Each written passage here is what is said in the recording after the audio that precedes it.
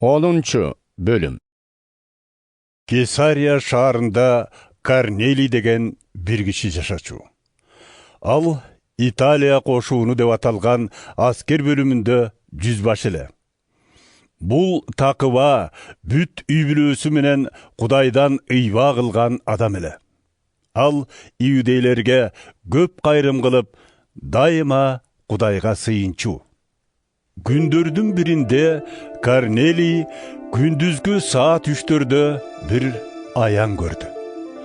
Ага Кудайдын периштеси келип, Корнелий деп атынан чакырды.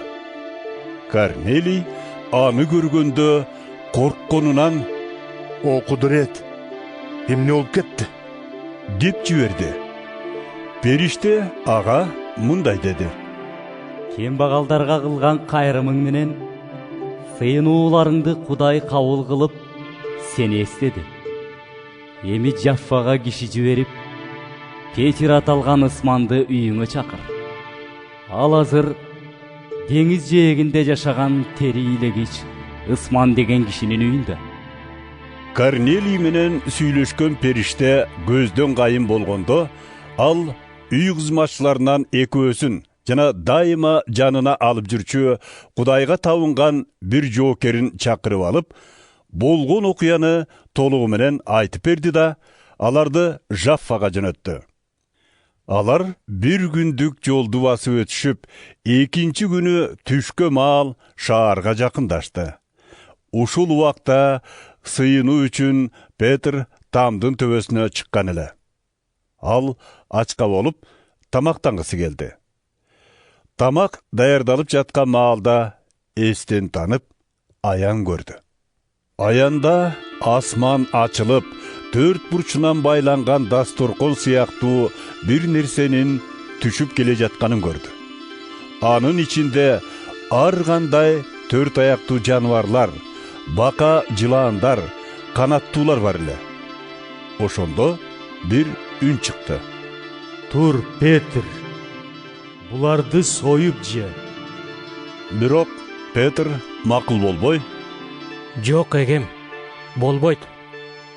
Мен эч качан арам нерсени оозумалаган эмесмин, деди. Ошондо баягы үн экинчи ирет кайталанды. Кудай адалдаганды арам дебе. Бул көрүнүш 3 жолу кайталанды да, баягы дасторконго окшогон неме кайрадан асманга көтөрүлүп кетти. Петр көргөн көзүнө ишене албай, бул эмне болуп кетти деп деңдароо болуп турган маалда, Корнелийден келген кишилер дарбазага жакындап, ысмандын үйүн сурап жатышыптыр. Алар үнүн катуу чыгарышып: Петр аталган ысман ушул жерде болду бекен? деп сурашты. Петр көргөн аяны жөнүндө ойлонуп турганда, ыйык рух ага мындай деген эле: Сени 3 киши издеп келди. Турда төмөн түшүп, эч шектенбестен алар менен бирге жөнө.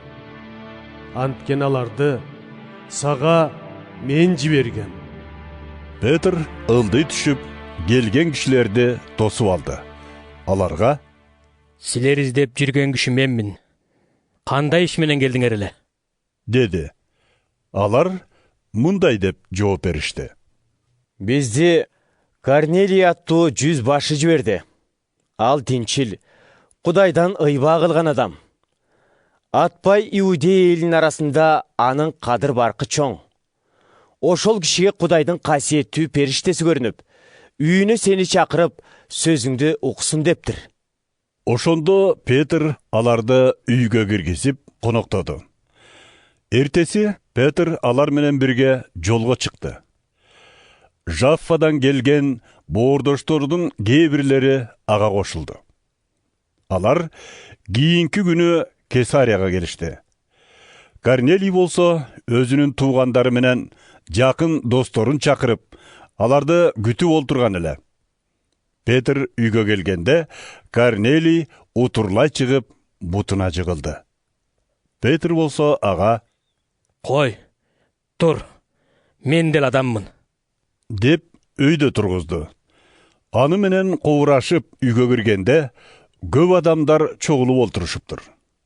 Петр аларга кайрылып мындай деди: Билесиздерби, биздин диний мыйзамыбыз боюнча Иудей адамына башка элдиктер менен байланышууга да, алар жашаган жайга барууга да болбойт. Бирок бир да адам арам эместигин Кудай мага түшүндүрдү. Ошондуктан чакырылар менен шыр эле түптү силерге келдим. Эми суроо берейин. Кандай иш менен мени чакырдыңыздар эле? Корнелий мындай деп жооп берди: 3 күн мурун мен ушул убакта күндүзгү саат 3-төрдө үйүмдө сыйынып олтургам. Аңгыча эле бет алдымда жаркыраган кийимчен киши пайда болду да: Корнелий, үнүң Кудайга жетип, адамдарга кылган кайрымдарың эске алынды. Жафага киши жиберип, Петр аталган ысманды үйүңө чакыр.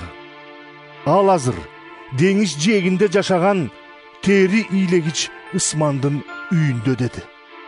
Мунугарым менен дароо сизге киши жибердим.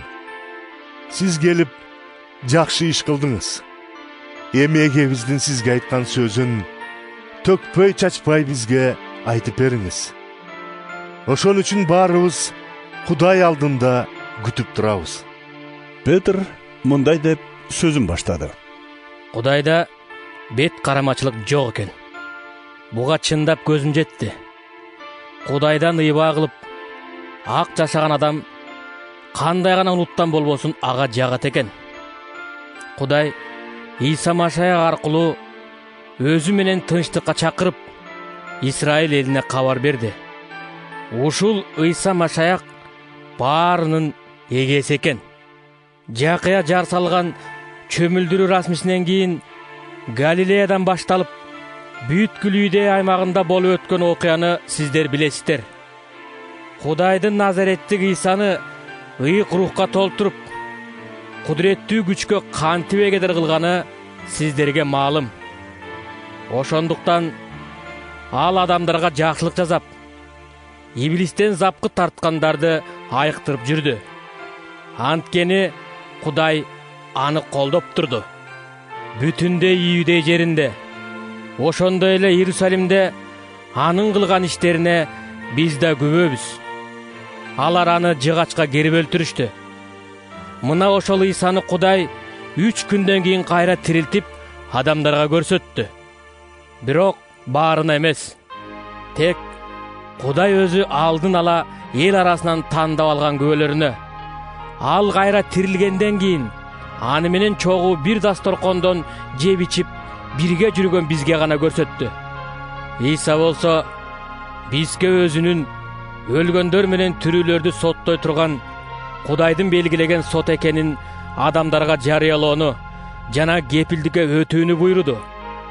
Исанын ысмынын урматы үчүн ага ишенген ар бир адамдын күнөөсү кечирилет деп баардык пайгамбарлар да күбөлүккө өтүшкөн.